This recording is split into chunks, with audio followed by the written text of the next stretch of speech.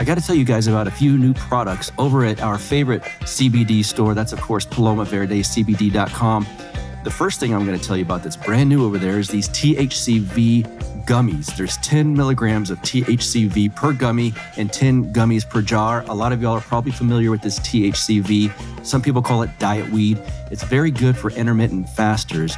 THCV helps suppress or dull your appetite, which, of course, a little bit unlike regular THC that, as you probably know, or at least you've heard, can give you the munchies. THCV helps promote energy, unlike regular THC, which of course makes you feel kind of mellow. This is legal, oh my God, legal under the Farm Bill. So thank you, Farm Bill. The second thing I want to tell you about that's new over at PalomaVerdeCBD.com is their full spectrum nano CBD soft gels. These have the perfect amount of CBD with THC.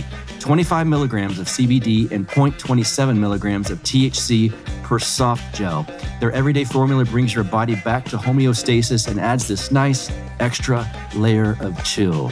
I like that. I think you do too. A lot of us need that now and again, or maybe every day.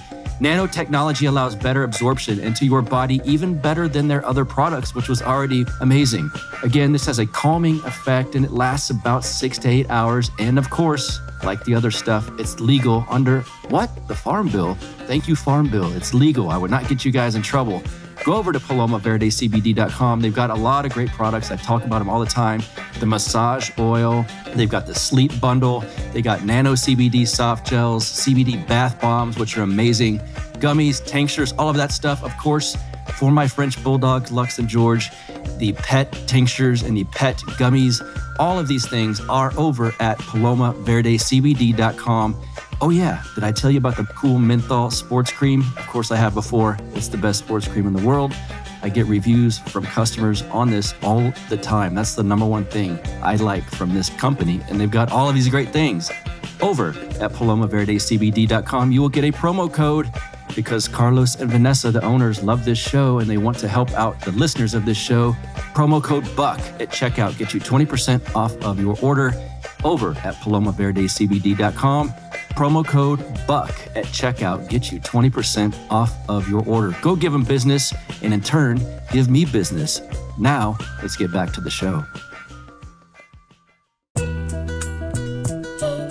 You are now listening to the Counterflow Podcast, a place for dissonant voices and unapproved opinions. You get split in fucking half, but I call the hologram wrath. But I am the center inside the placenta of math. You clash with cyanide gas and die fast. Rhythmical equivalent of solids, liquid and gas. We smash your sinus with the power of Lord Titus. But I am the virus inside of the iris of Cyrus. Here is your host and humble narrator, Buck Johnson. Well, hello there. Welcome back. How are you? Welcome back once again to the Counterflow Podcast. Great to have you with me here this week. I hope you guys had a wonderful 4th of July weekend. And now you're back into it, ready to learn and rediscover and discover all these new crazy things that we discuss here on this show, like the subject of ESG. Do you know what that is? Environmental, social, and governance. Sometimes it can be referred to as environmental, social justice, and corporate governance. It's a score that big corporations and maybe some small ones, and hey, maybe you will be assigned here at some point. They're already happening. It's already being assigned to big corporations. And as you'll find out in this interview with my friend, Tommy Salmons, it's a little alarming. And so what can we do to stop this? We're going to get into the details of exactly what it is, what it entails, how it might affect you and me. And Tommy's very good at that. He runs the Year Zero podcast, and he wrote a piece. He writes sometimes over at the Libertarian Institute, libertarianinstitute.org. And the piece was called ESG, the threat to liberty that you haven't heard of. So he explains it. He's just a badass, old school, blue collar trucking guy who runs a great podcast. And he can explain kind of boring corporate speak subjects like ESG because these evil entities always want things to sound boring and over your head. So you keep living your life and don't notice it. That's kind of the trick here. It's an evil trick, and unfortunately, they're quite good at it. But then you got people like Tommy who can break it down into a very palatable way to digest this alarming information. And that's exactly what we're going to do here with all things ESG. I want this to be kind of your one-stop shop. If someone says, what's this ESG score? Is it like a social credit score? What's going on with this? You can now point them to this episode of the Counterflow podcast with none other than my friend Tommy Salmons from the Year Zero podcast for the first time. Welcome to the show. How are you, sir? I'm good, man. It's a pleasure to be here. Really, it is. I've always wanted to have an opportunity to have you interview me. Actually, I always thought it would be interesting to have you interview me instead of vice versa.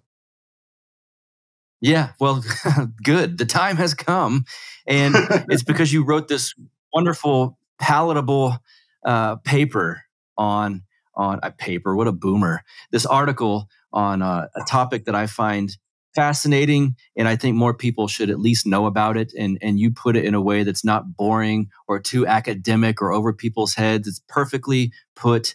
And I thought, well, Tommy's my friend. He knows about this ESG thing. I'm going to get him on. We're going to talk about it. But prior to doing this, we have to let you intro yourself as Eric from Rebel with the Cause. He calls my audience the Buckaroos. So I kind of like that too. For the Buckaroos out there listening who aren't familiar with Tommy Salmons, give them an intro. Well, I'm the host of the Year Zero podcast at the Libertarian Institute. I don't know. I'm pretty crude truck driver, blue collar guy, and just homesteader. And I do a lot of stuff around my yard, and I never feel like I do enough. So I'm always kind of putting more pressure on myself to continue working and to release more material and to put out better stuff and to do better for my family. So that's pretty much all I am. I'm just a family guy that's interested in all this crazy, wacky stuff that's going on around us. And one of those, I think this is one of those crazy, wacky things, although I think it's interesting because for one, if you just look up ESG, the material's out there, it's everywhere. But one of the issues is, in my opinion, looking, other than your article certainly, is that it's in this corporate board speak. It's funny because they put everything out there. You can go to these websites that talk all about it. It's on maybe Bank of America. There's certain banking sites I saw it on. But again, I'm not into reading corporate board speak. So it's nice to have someone like you be able to break this down. And I think there are deeper things at work here, powers and principalities and whatnot. And I don't necessarily think we have to get into what's driving some of this further up the chain, so to speak. Right. But like I said, you broke it down in this article, so it was so palatable for me, the average man, the blue collar man. And so I want to have you do that for my listeners, the Buckaroos, as we mentioned earlier. So what is ESG? And we'll get into the weeds on it, but first, just kind of explain what the heck it is. Right. It stands for environmental, social justice, corporate governance, right? So you got the E for environmental, the S for social justice, the G for corporate governance. And basically what it is, it's kind of a social credit score for financial institutions. It measures where they're loaning money, who they're doing business with, who they're financially backing. And so it incentivizes them to kind of choke off certain entities, certain corporations, certain people from finances. And in order to do that, what they do is they utilize this scoring system. Let's say you're a gun manufacturer, let's just say. So that would be bad on social justice, right? As far as they're concerned. So therefore, if the financial institution is loaning you money, then it counts against their score. If it counts against their score, then they're less likely to get the benefits of government and the Federal Reserve and all that free printed money and all these benefits that the financial institutions get. So what they're doing is they're weaponizing the financial institutions to move the corporations into a more social justice, woke, utopian kind of world. And this in turn moves the consumers along with the corporations because the consumers are going to go where the products are. That part, you touched upon something that is key there. The left, for the most part, are kind of all in on mega corporations these days. But what these corporations are doing, it's not always financially lucrative, at least on the surface. I see this Gillette commercial from a few years ago, and you think, what are these companies thinking? And the same thing happened with Nike and Colin Kaepernick when I would watch football, and they're trying to appeal. Right when Colin Kaepernick was at his most controversial, Nike is sponsoring him, and you think, well, you're going to lose money. But what's going on with this? But obviously, now that we understand what this ESG thing is, that's kind of the answer to those questions. So to improve their ESG score, they've got to not necessarily provide us with the best product, but they've got to fit this mold that these higher powers are basically making them fit, correct? And this in turn pushes the Overton window super leftward at this point. That's the gist of this, yes? Yeah. I don't know if I like left for the term, but I get where you're going with it. To me, it's kind of abstract what they're actually doing. I think they're using the left right now as useful idiots, right? But I'm not sure that that's going to be, that it's always going to be that simple and that easily defined. And we can get into that a little bit later, because I think where I see things going right now, it's actually going to turn on the left here really soon. But for the purposes of what we're dealing with today, when you look at like Disney or Gillette or Coca-Cola or Nike or any of these big corporations, yes, it all seems to be going in one direction. It all seems very culturally left. There's probably some recency bias on my end, since we just got through with the month of June. You know what I mean? Yes, yeah. Well, there's that, but no, the last 3 years, it's been very culturally left. I think it's more culturally authoritarian, though, is really, I think, what they're going for. I think it has much less to do with social justice as we understand it today, in the direction that they're moving. So, but like I said, we can get into that here in a little bit when we start getting into the weeds of like some of the stuff I've been reading on and trying to figure out. What they're doing is, Klaus Schwab had said that in Shaping the Future of the Fourth Industrial Revolution, which is a miserable book to read, but if you kind of want to get an idea of AI and the future of AI, it's worth your time. And as you said, this corporate jargon, all of it's kind of miserable to read. And a lot of times I'll have to read these things 3 or 4 times to really try to figure out, like, what are you talking about? So they'll let's take Gillette, for instance. All right. So Gillette makes a product. They make a razor, right? Millions of men buy this razor. They kind of have a market structure.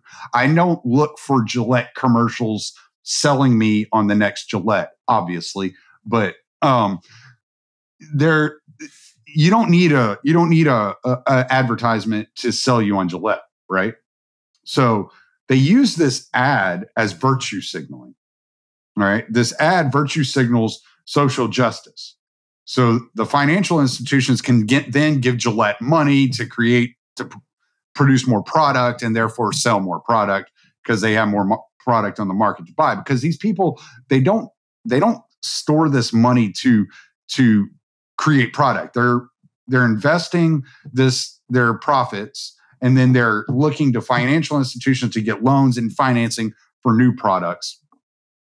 And so they're working with these financial institutions to get loans. Well, the only way they can get the loans from these financial institutions is to have a high ESG score.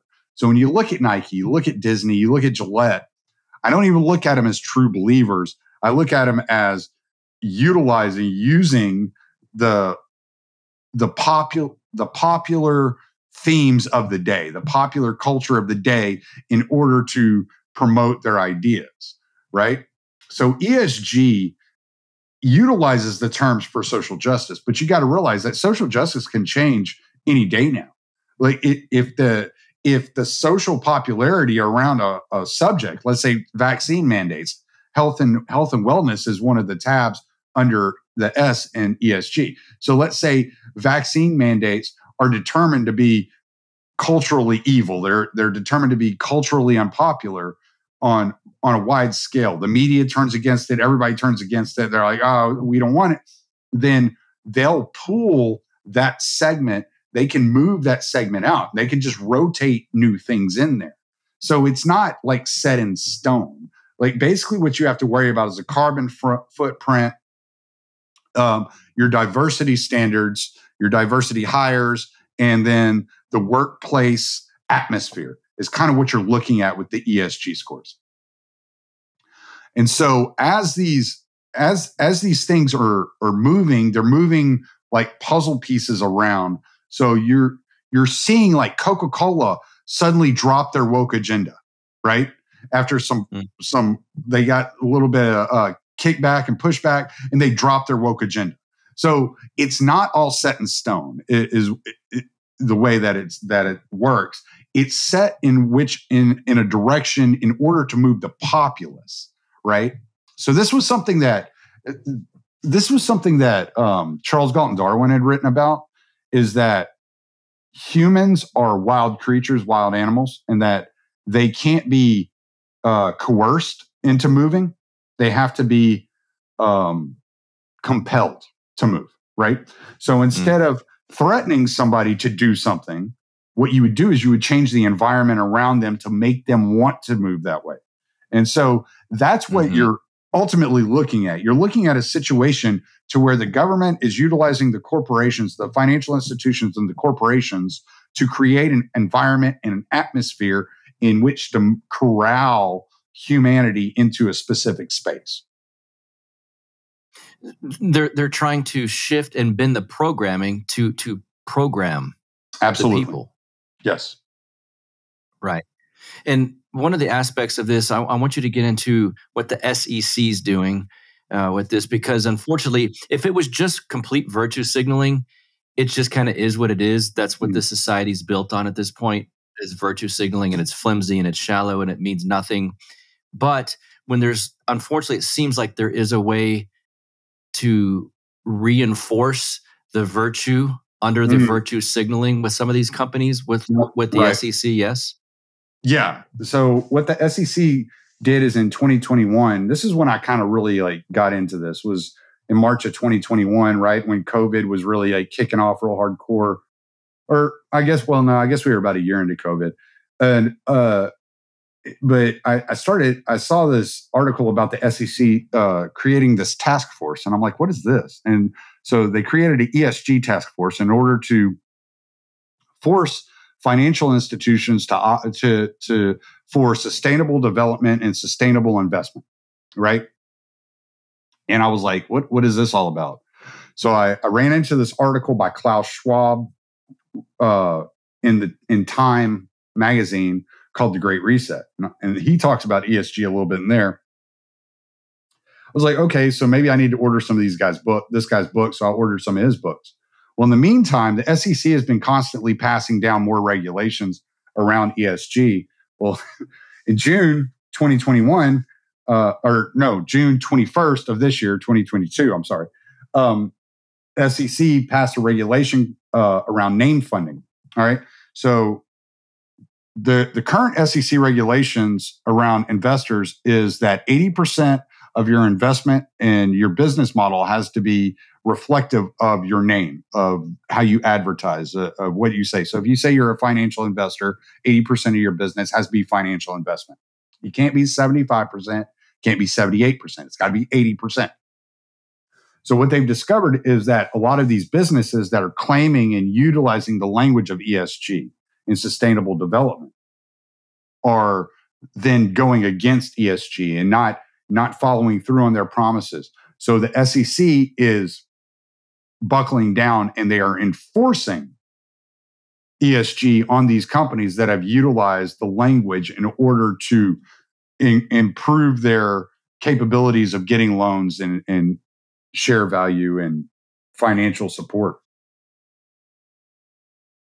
It's almost that they're going to attempt to call the bluff on, if it's Tommy Salmons Year Zero podcast advertising that you're woke and all of these things just to up your ESG score, they're going to come to you and say, show us where you believe all of these things or you're doing these things in real action, basically, yes? Yeah, well, and it's actually a real thorn in their side too, because they've been saying for the last year and a half that between 2018 and 2020, the market share of ESG investors has gone up 42% from 12 trillion to 17.1 trillion. And now they're finding out that people are just virtue signaling. They're just using the language. So now they're actually buckling down and not allowing you to utilize that language without an investigation proving that you are in fact following through with the promises that you're making. Wow. If they did that like for social media posts, the internet would be so much nicer, wouldn't it? That's a whole different story. But one of the things I wish I would like you to speak to is some people in our camps, in our circles, libertarians and conservatives and whatnot, there's this old default talking point that's tired and overused and certainly out of place in this discussion, but it still happens. And it's that, well, they're a private company. They're allowed to, if they want to be woke and do all of these things and say these things you don't like, well, let the free market sort it out. And that's, again, a little bit of an antiquated talking point, but it's still used here and there. Can you talk to that? And maybe these aren't so private at this point? Yeah, I mean, my argument would be no different than it is against Twitter, Facebook, or Reddit or TikTok, any of these. Actually, there was an article that just came out, I think it was yesterday or the day before yesterday, that talks about the significant amount of CIA spooks that are being hired at Google and Facebook and all these social media organizations. But not only that, their funding came directly through In-Q-Tel, which is the CIA funding arm of the government. And so they're no more private than any of these corporations are. I mean, these corporations not only are living off of corporate welfare, constantly getting subsidies, getting bailed out.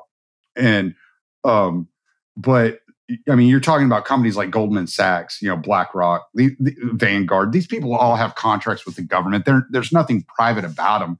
They're what is as private as Blackwater was whenever it was overseas killing people in the name of the United States government.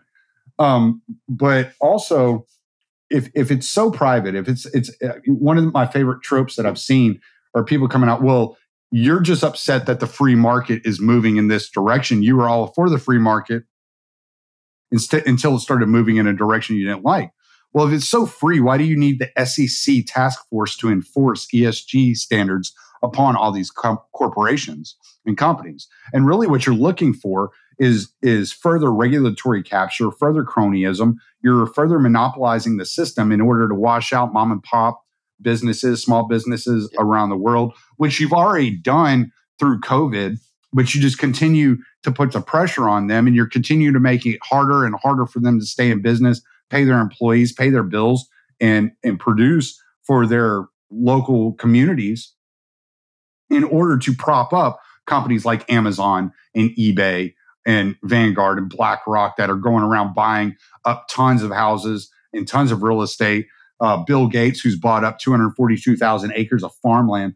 And so you're breaking the supply chain. You're making it difficult for the average ordinary person to start up and be an entrepreneur and have a startup business. You're making it harder for the small businesses to stay in business. And you're doing all this through regulation and regulatory capture by utilizing the financial markets as a weapon.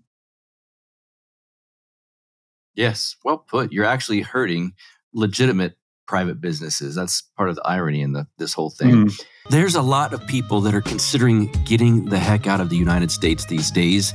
It was COVID tyranny. It still is in a lot of places, but who knows? Maybe it's climate change tyranny coming next. If that's you and you're thinking about exploring life in another country, I've got an amazing resource to share with you, and that would be the Expat Money Show, hosted by Mikkel Thorup.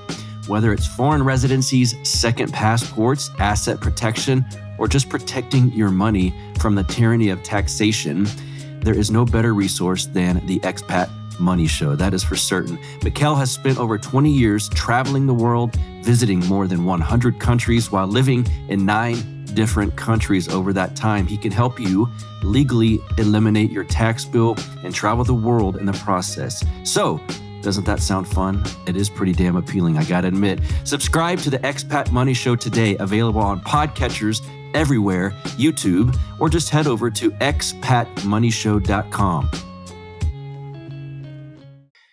From your paper, I read this and I want to get your thoughts on it. One of the arguments that proponents of ESG use to justify this movement is that it offers a focused framework through which governments, businesses, and citizens can work consistently towards solving serious global challenges. When I see that, it seems to me to be like, again, corporate speak in this jargon that they use, kind of cloaking what is a push towards globalism at this point. Do you see that they as well? wanted to, they're trying to make it sound innocuous, but this is what they call stakeholder capitalism. And I mentioned the word stakeholder capitalism earlier in there. Yes. That's what it is. It's stakeholder capitalism. This is what they're talking about. So basically, let's just take what we typically think of as capitalism would be what they call shareholder capitalism, where the as Milton Friedman said, the business of business is business, right? It's all about making money and furthering your business and getting bigger, right? And so stakeholder capitalism gives you the idea that the corporation or the entity, whether it's the financial institution or the corporation, is in business in order to make your life more sustainable and better, right? And so they use all these Orwellian terms like sustainable development, and that what they're trying to do. Here's what they're not going to do. Let's just put it that way. They're not going to say, okay, we are adhering to stakeholder capitalism. So everybody that is influenced by our corporation, join our meeting tomorrow on Zoom and give us your feedback. The 7 billion people in the world are not invited to this meeting. No, you have to have representatives. Like in government, you have representatives, right? What they're doing is they're utilizing the government as boards of directors, as your representatives. You've already elected them. They're already your representative. So why not incorporate them into the movement to represent you, the stakeholder, and act on your behalf, just like they always do. They always act in your best interest, right? They're never acting in their own self-interest. They're not taking payoffs or anything like that and doing things that are hurting the populace. They're always acting in your best interest. And that's what they're doing. They're saying that what we're doing is acting on your behalf for your best interest. And in order to do that, we are going to utilize the representatives you elect and you put into office, and we are going to get their feedback on these things in order to move projects forward. Well, all this is going to lead to is further cronyism, to where they're paying off these politicians to get favors in order to further their power and their wealth in these regions that they're unable to reach or ineffective in because of small businesses and the culture of the small communities. Yeah, it's just this. We see this with actual legit government. I say legit in a sarcastic way almost, but it's this bloat of bureaucracy, and it's taking over companies. It's taken over this government long ago at this point. Sorry, man, but that's all right. I know that dog. I wish my listeners. That's 2 of them. That's 2. I know what they look like. You want him to say hi? I can bring him in here. just for a treat for those watching. Yeah, let's bring I those can get them guys in in here for a here. second. Let's do it. See, now you people, this is like an extra, just a little extra bonus when you get people when you get people like Tommy on the show. Come say hi. Oh, Look at these. come here. Come on. Get up here. Oh, There you go. There's one of those little guys. Come here. Come here. Come here. Oh.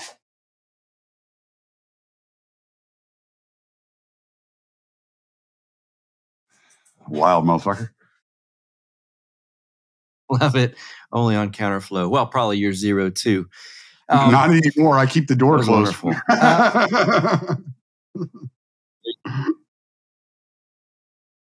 During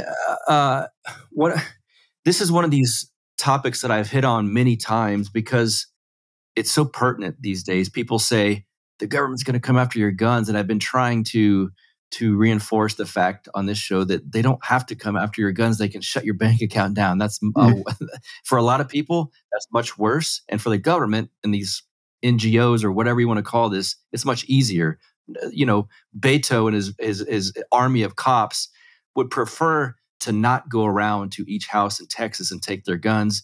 They didn't even want to go into a school when there was an 18-year-old trans kid shooting up kids. They were scared to touch the guy. So the last thing they want to do is encounter someone that knows what they're doing with their guns. But they can certainly shut down your account and freeze your money. And so we saw this in Canada, certainly with the trucker strike, the Canadian government freezing the accounts of those that were basically enemies of that regime. How does this ESG stuff connect that sort of tyranny with real life? Okay, I'm going to take this from like two different angles here. Because let's talk about Canada first. Because what you had were people that were objecting to government regulation and the government overreach, and they protested. And so the government said, well, y'all are enemies of the state. We're going to shut down your bank account. So that's how they utilize financial institutions to attack average citizens. And that's how they're going to do it. The second way I would look at this is, did you hear about the Remington lawsuit with Parkland students? Or no, Sandy Hook. The Sandy Hook parents, the parents of the yes, those that died in Sandy Hook, right? So they sued Remington and ended up, I think, awarded $70 million or something like that. All right. So here's what you need to know about that. Remington had already sold out to smaller companies. Remington no longer existed. So who paid?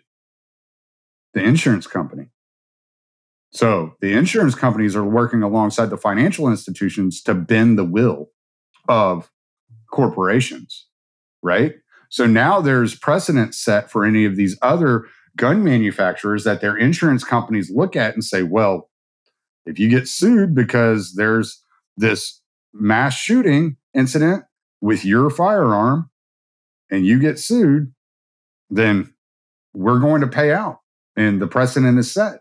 And so it's going to hurt your bottom line. So we're going to have to raise your insurance rates. We're going to have to raise your rates in order to continue to insure you and have you bonded. So you have like this, you have kind of like this two-sided war on firearms going on right now from the ESG angle, that they're not only going after the individuals, they're also going after the gun manufacturers, and they're utilizing the insurance companies to leverage the gun manufacturers. Well, that sets up an incentive to it, and I don't want to throw off my YouTube permissions or get in trouble here on YouTube, but let's just say in a make-believe world, that would set up incentives to create a disaster, a crisis that would happen, let's say a mass shooting of sorts, and then again to put pressure on the gun manufacturers via the insurance companies, via ESG scoring, to at some point slowly push these giant, even the giant gun businesses, to push them out of business. correct? Yeah. Well, I mean, I'm surprised that we're not seeing lawsuits come up from the Vegas shooting. Notice they don't want to talk about the Vegas shooting. They don't want to give us any information about it. They don't even tell us what kind of firearms were used, but there were apparently several different firearms. So they could just choose a firearms manufacturer. I think, honestly, when it came to the Sandy Hook shooting, they chose Remington because it was out of business. They knew they wouldn't get any pushback. The insurance company was going to roll over, and they could just get it to do what they wanted it to do, right? And so I think it was an easy settlement and an easy precedent to set for them to go after from the Sandy Hook victims' point of view, because they have gotten more exposure than almost any other of the victims of any mass shooting. So it wouldn't shock me if you see another, let's say the Parkland shootings, like let's say a David Hogg or one of his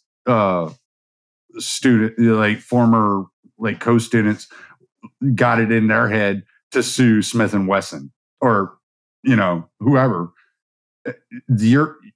Was to stop that precedent from the Remington lawsuit from forcing that insurance company to settle outside of court, no matter what the firearms manufacturer wanted to do. And so it's just a matter of finding the right opportunity. You don't even need a new mass shooting to do it. You can, because the statute of limitations on murder is forever. I mean, if they went back, what was it, 10, 15 years to Sandy Hook, they could definitely do Parkland. They could definitely do any number of these violent crimes that have taken place, whether it's the Buffalo shooter or Dylan Roof or any of these guys. They could definitely do it and just pick another gun manufacturer and go after them. I don't know what's slowing them down. I don't know if they're just pacing themselves not to take up too much of the news space, just to kind of keep it under the radar. But I know that whenever I looked into the Remington shooting, because I was like, Remington shut down. Like, Remington doesn't exist. Like, how did they pay out $70 million? And I read into it, and it wasn't Remington. It was the insurance company that had insured Remington at the time of the Sandy Hook shooting. I want to kind of put a scenario together just so listeners can kind of take this out of the theoretical speak and put it into at least an image of what this could look like. So, and it's not me trying to gin up fear for fear's sake, but a thought experiment, if you will. Picture a scenario where if you're listening to this show right now, you bank with Bank of America. Obviously, Bank of America will value keeping their ESG score high relative to their competitors. So let's say a competing entity discovers that, I don't know, too many of Bank of America's clients are in red states, or a lot of their clients invest in Bitcoin and they're throwing these accusations out there or something like this. Or maybe they've attended rallies to end grooming of kids by pro-trans activists or whatnot. Let's say then Bank of America starts snooping through some of the accounts and sees, wait a second, Buck and Tommy, look at their shared account. They're married here. They've donated to Donald Trump. They've purchased Bitcoin. These are the things we don't like. I'm afraid this is going to, at some point in the long run here, hurt our ESG score. Let's go ahead and shut these accounts of Buck and Tommy. Is that a scenario that seems realistic? Yeah, absolutely. You saw with January 6th, the FBI contacted Bank of America, and Bank of America handed over all the financial documents of anybody who made a purchase in Washington, D.C. on January 6th. And so the FBI could go through it and arrest people that were there.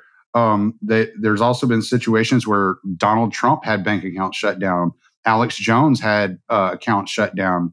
I think Jimmy Dore had his PayPal account shut down. Glenn Greenwald, I think, had his PayPal account shut down. A lot of people have had their PayPal account shut down, had different bank accounts, can't do business with Stripe, the credit card processor. Like there's all kinds of people that have been suffering through it. Nick Fuentes is one. Nobody cares about some of these people. Yes, but they are practicing. They're manipulating. First they came for. Yeah.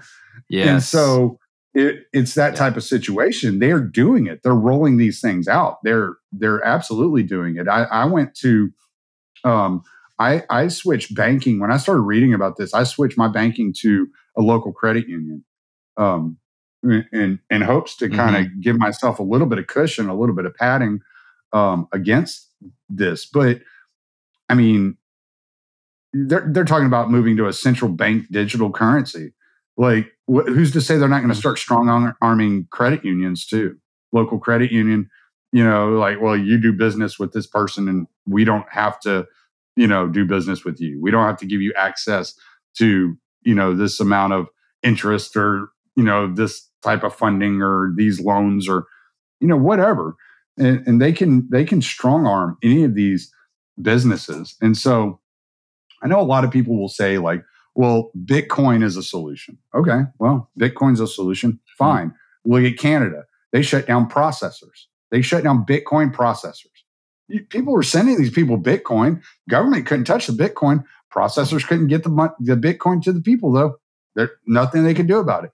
So you have you see Visa and MasterCard and all these people in businesses with all these different Bitcoin processors, all these crypto processors. What's going to stop them from just can't do it, can't process cryptocurrency anymore? I mean, you're seeing it across the board in different ways manifest itself, whether it's Russia getting kicked off of SWIFT or, Joe Blow, truck driver in Canada, getting his bank account frozen for 3 months, So. Yeah, I believe with Nick Fuentes, it was something along the lines of $500,000 in his account frozen and not given back to him. And for those listening who aren't aware of exactly who that is, he was never charged that I'm aware of. We might dig into this on an episode coming up soon, but I don't believe he was charged with a crime. His money, $500,000, it's gone, and he has no recourse to get it back that I'm aware of. Yeah, from what I understand, he was never charged with a crime. He was put on a no-fly list, and because he was on the no-fly list, they just froze his. They stole his money. It was basically asset forfeiture. I mean, that's basically what it was. And you mentioned PayPal. That's the name we hear a lot doing these things. It's not even that PayPal has to be ideologically driven and say, we're PayPal, we don't like Alex Jones, or we don't like Nick Fuentes, or someone that does business with Donald Trump, or any of these people. They're trying to get their ESG score up. So they can't, well, they have to cut ties with. They need access to the banks, right? They have to be able to transfer money in and out of banks. So, I mean, if Bank of America sells PayPal, we're no longer doing business with you as long as you're doing business with this person. Bank of America's like, all right, well, screw that person. Yes. So this is laying out a set of incentives that don't necessarily look good for people that push back against the regime. Unfortunately, that's kind of what this appears to be, in my estimation.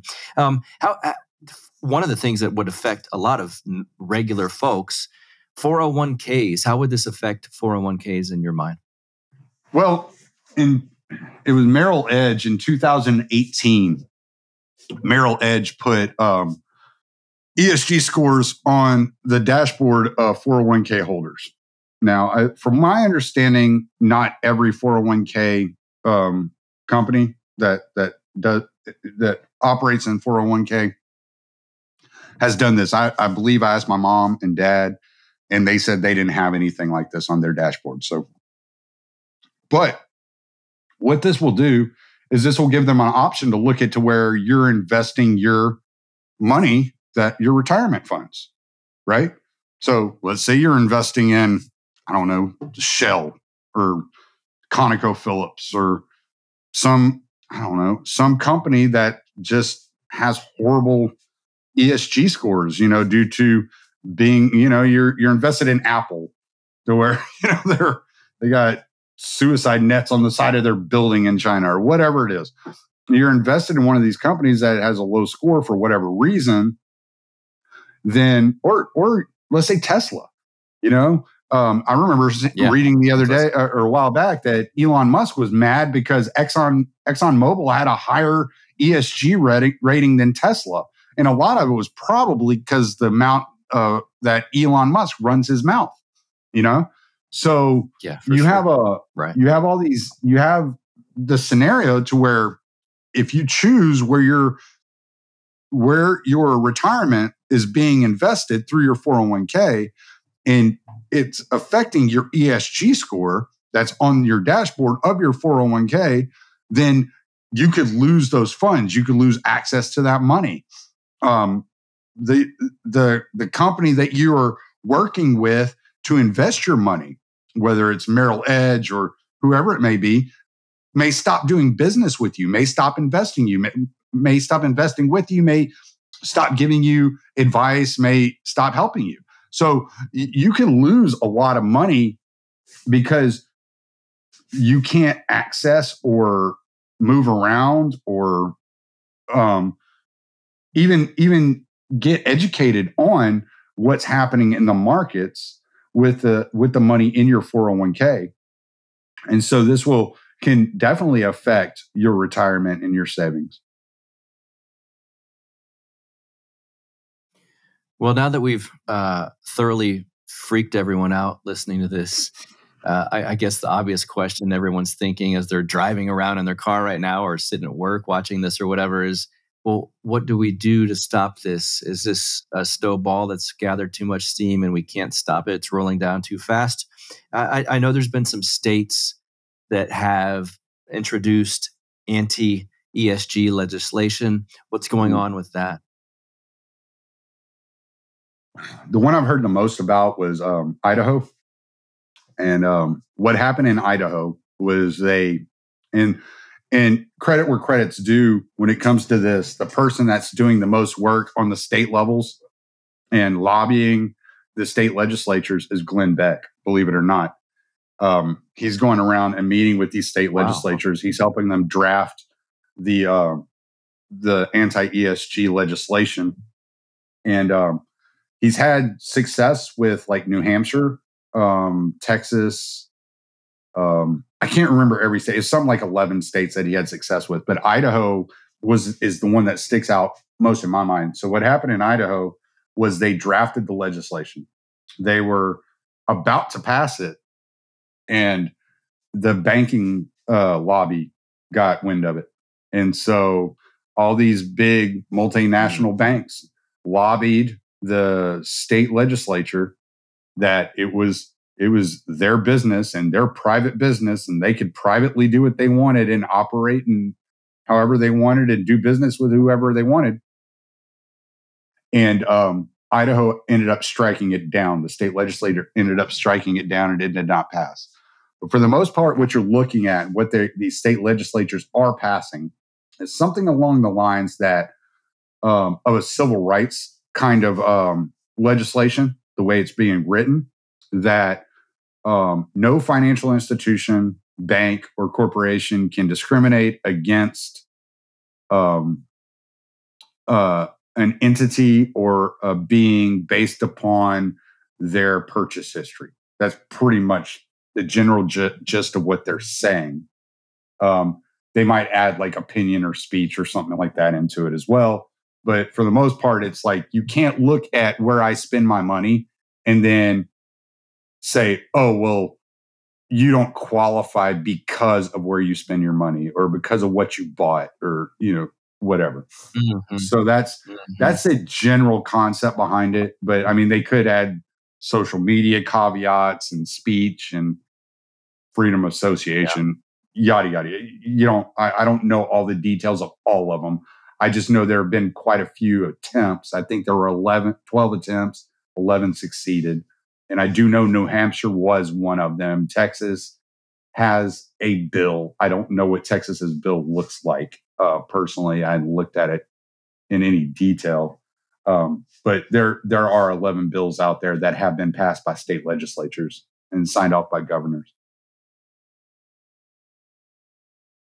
There's libertarians that listen to this show and that obviously listen to your show and are fans of yours and mine. Just for those people, and if you guys listening are libertarians and you've got an answer to this, feel free to reach out to me. But I want to ask Tommy this. Do you see a pure libertarian answer to fighting something like this ESG stuff? Or do you think from where we're at right now in 2022, is it going to require some backing of state force? I don't know. I don't know if I've ever thought about just pure libertarian. I've been so freaked out about the whole situation.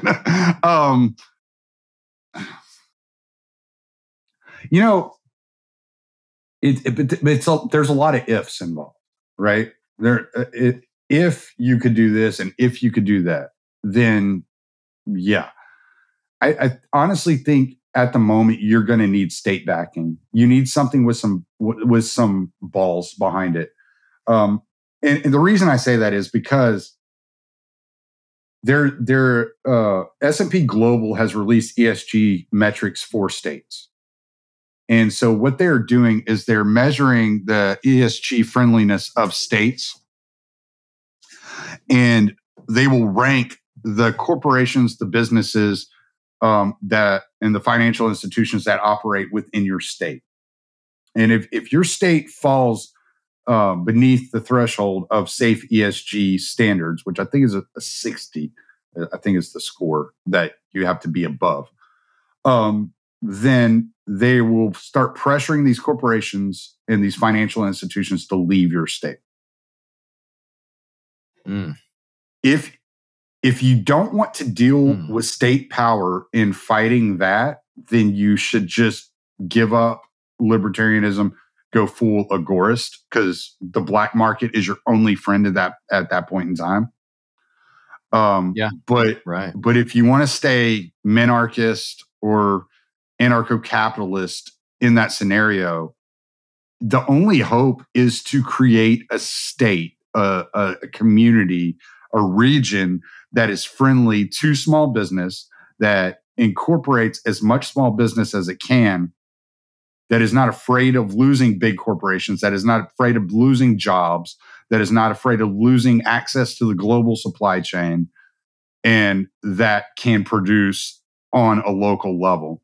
And it's going to be a big feat. It's going to take some big fucking balls to do that. To completely abandon. You're talking about, let's say fucking Alabama becomes Russia overnight, right? Like no SWIFT system, no international banking, no international supply chain. You're cut off. And you're going to need the support of your entire community. And that's going to be a massive struggle and a major feat and it's just going to be so much work and so much pain for people that it's going to take some really strong leaders to step up and really shine a light on where you're going and what the goal actually is. Has DeSantis done anything vocally about this yet, against this stuff yet? Not that I'm aware of. No, I haven't heard him say anything. Okay. He seems to be in the best position to push back against this at a state level of anyone that I could think of. But I don't know. Who knows? Yeah, I don't know. I haven't looked at Florida as an individual state in any way. So I don't know what DeSantis, if he's even aware, if it's even on his radar. I know there are a lot of politicians, state legislatures that have no idea what's going on, and that so it's really hard to tell if it's even been brought up to him. I don't know if it's even been brought to his attention. So that's something I'm not really familiar with. I don't have a clue. Well, of course, I'm going to link to your particular article on ESG in the show notes page for this episode. But for those listening, if they're just like sadomasochists and they want to torture themselves, where can they read more about this other than your very palatable, easy to read article? Where did you do the research? Because I know, like you mentioned, in these books, it is this corporate just jargon that just makes my eyes cross. But maybe some people are willing to dig through that. You did it. Where would you suggest? You can go. There's tons of websites. I put up in that article. There's links. There's a bunch of links. There's hot links all through that article. I wanted to make sure I linked all kinds of stuff. Even that chart that's in there. There's a link that brings you to a white paper that's like 30 pages long. The Merrill Edge has a lot of stuff. Any of your investment bankers, Goldman Sachs, GM, BP, your oil producers. We didn't even touch on that. I brought it up the first time when we screwed up, and then I didn't bring it up this time. Shell, ConocoPhillips websites, the World Economic Forum websites. I think there's an article on whitehouse.gov. There's all kinds of places that you can find it. You can just Google search ESG and a plethora of stuff just pops up. And it's like, where do you want to start and what do you want to read? Michael Rechtenwald wrote a couple of good articles about it. That's not a bad place to start. He did some really good research on it. James Lindsay's done some talking on it. What's that guy's name? Nawaz Majid.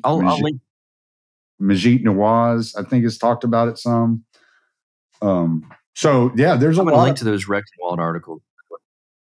Yeah, and Glenn Beck's done some good like 45-minute like videos on it, like really decent, interesting stuff to listen to, and really kind of wrap your mind around the way that financial institutions are being manipulated, the way that they like the Paris Climate Accords were shaped around the ESG metrics, and that the whole purpose of the Paris Climate Accords was not about financing, but it was about getting the financial institutions to back the climate accords. And so that's why when Trump backed out, there was such this big outcry, because the financial institutions had already kind of like signed on to it. So it was there's been a lot of like good work out there done on it. I was just, like I said, I'm trying to figure out a way where I can take these complex ideas, especially ESG, and I'll plan on writing another article on it and kind of following up and probably doing another one on stakeholder capitalism. But what I'm trying to do is I'm trying to take this complex idea, write a 1,000-word article that kind of has a little pep to it and it's easy to follow and kind of runs through these things very simply and kind of on the surface level to make it easier for people to start like digesting, because it is such a big, complex subject. Yes, it is. It's funny you mentioned that thing about the Paris Accord. I remember when Trump pulled out of that. It's just like these idiot dupes on the left that I would call NPCs for the most part. Just they're being used by these giant mega corporations and these big banks and all of this. And they're here on the ground just reciting these talking points given to them by CNN that, oh, this is bad for the environment. And looking around just saying, this is bad for the environment. And it's like, no, if you only knew the forces controlling basically what you're saying, and they don't care about that at all. But before we go, I just wanted to rant on that particular point. But also, we've discussed how ESG is affecting corporations and can therefore affect the individual. Do you see a future where, if for those of us who have watched Black Mirror, we've seen the episode where everyone has a social credit score. That seems to be what ESG is maybe a precursor to. Do you see it to where it comes down to individuals getting scored with these kind of things? Yeah, I think that's what the goal is. But you want to end this on a white pill? I'll give you a white pill here. I didn't even bring this up. Let's do that. Yeah, because I don't even know why I didn't bring this Tommy. up. I don't want let's not leave people pessimistic. Give us the white pill, and then we'll get out of here. So there is a gentleman. I can't think of the name, but you can go find this. I'll send you the link so you can put it in the show notes. But there's a gentleman who is a financial investor. He's invested as a CEO. He's invested in a lot of companies. He started a company called Thrive. All right. Thrive is a hedge fund that he started intentionally to counter BlackRock and Vanguard and their move towards ESG. So there is a parallel something happening here with big names. Like you and I, we talk about natural elites all the time. I've brought up Peter Thiel. Peter Thiel's involved in this move. There are people that are operating. There are people like Musk spoke out about ESG. There are big names that are writing about it and talking about it and speaking out against it. There are financial institutions that are moving against it. So you're not alone here. It's not all hope is lost. There are parallel systems being created as we speak to combat and counter the damage that is being done by these people and this metric that they are trying to utilize and push down our throats. Yes, yeah, that is a good white pill to end on. I mentioned earlier that this goes much deeper than just what we're talking about. There's higher powers at work here with good versus evil, and so this is all the evil we've talked about. There is the good. We just haven't got into that as much during this discussion because I want people to be aware of this stuff that's going on that is evil indeed. But what's not evil is my guest, Tommy Salmons. So plug away at anything you'd like my listeners to know about your work. Tell them where they can find you, and then we'll get out of here. Yeah, you can go to my good friend Steven bought me my domain, TommySalmons.com, and set it up to where it leads right to my Substack. And what I'm starting to do is record my short stories that I've written for the last 12 years. And I'm recording the audio version of them before I release the collection of works. And so that is something I'm working on at the moment. I have my podcast, Year Zero. You can find it at the Libertarian Institute. So that's libertarianinstitute.org/year-0/. And that's where you'll find Year Zero. And then that's pretty much it. That's pretty much what I do other than work. That's my life. And tweet. You got. I do tweet, but I never can remember. I don't remember my Twitter handle, man. It's changed, so I don't remember. That's funny. I was trying to tag you in something the other day, and I was like, "What the hell is your Twitter? I can't remember." I don't know. You keep getting kicked off or something. Yeah. Well, I say things that I probably shouldn't say. Yeah, we all do from time to time. Tommy Salmons, thanks for being here, man. Thanks so much, Buck. I really enjoyed this. There you go. That's your one-stop shop. I hope Tommy Salmons broke everything down with my help along the way, just a little bit here and there. I hope we broke it down in a very digestible manner. I think we did. I think Tommy's very good at that. So all things ESG right there in this episode of the Counterflow podcast. Go tell Tommy hello. Tell him you heard him on this show. Give him some support. And as for this show, you guys know this, but if you'd like to support this show, you can go to patreon.com/counterflow. I will accept any support that you give, as little as $1 a month or as much as you'd like. That's it. Patreon.com/counterflow. Follow me on Twitter @BuckRebel, BuckRebel. And this YouTube page, go subscribe if you will, as long as they'll allow me to keep posting, which they didn't last week.